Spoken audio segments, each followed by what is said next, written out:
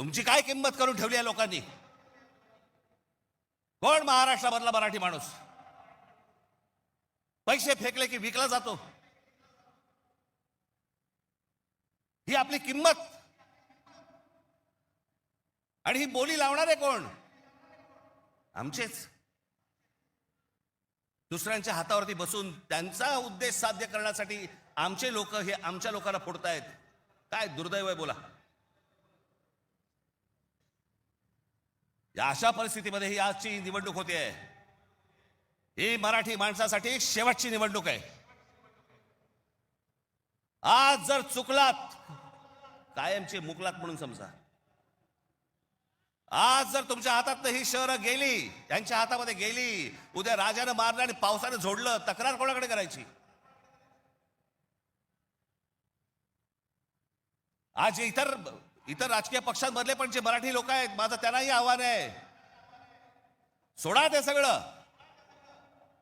या मराठी माणसासाठी एक व्हा, या मुंबईसाठी एक व्हा, या महाराष्ट्रासाठी एक व्हा.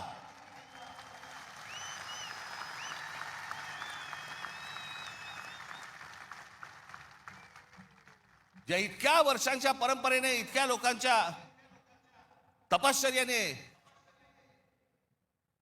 ही मुंबई महाराष्ट्राला मिळाली. 107 आमचे हुतात्मे गेले.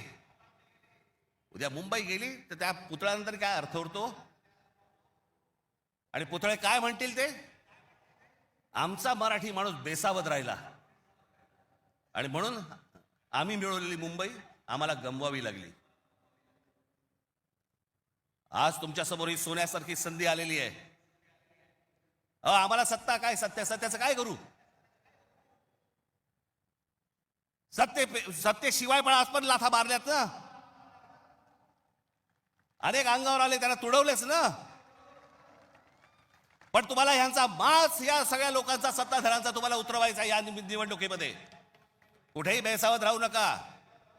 माझी आपल्याला सगळ्यांना एक फक्त सांगणं आहे, हे ईव्हीएम मशीनवरती लक्ष ठेवा.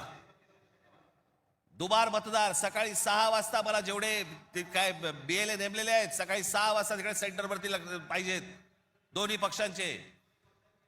आणि दोन्ही पक्षातले जे सगळे लोक आहेत यांना फक्त मी एकच सांगतोय, बाबांनो, आता आपल्यातलं काही वाद नाही.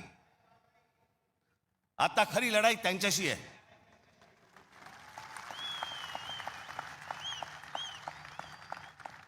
आपण भांडत राहावं हेच त्यांना पाहिजे. त्यांना जे हवं ते आपण नाही द्यायचंय. आपल्याला जे हवं तेच आपण केलं पाहिजे.